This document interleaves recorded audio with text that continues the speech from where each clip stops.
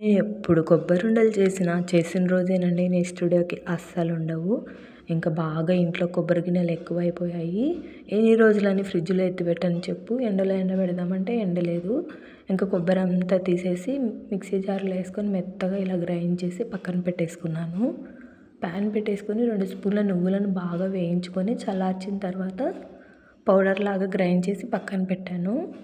ఇంకా అదే ప్యాన్లో 1 స్పూన్ నెయ్యి వేసి మనం ముందుగా గ్రైండ్ చేసి పెట్టుకున్న కొబ్బరి తురుముని అంతా వేసి ఒక 2 మినిట్స్ ఫ్రై అవ్వనిచ్చి ఇందులోకి 1 కప్పు కొబ్బరి తురుముకి 1/2 కప్పు బెల్లం వేసుకొని బెల్లం అంతా కొబ్బరి తురుములో బాగా కరిగిపోవాలండి. కరిగిపోయి మంచి గోల్డెన్ కలర్ వచ్చేంత వరకు వేయించుకోవాలి. తర్వాత ఇలాచీ పౌడర్ మనం ముందుగా గ్రైండ్ చేసి పెట్టుకున్న నువ్వుల పౌడర్ కూడా వేసుకొని కలిపేసి కొంచెం చల్లారేంత వరకు పక్కన పెట్టేసి ఇక ఉండల్లాగా చుట్టేసుకోవడమే అండి.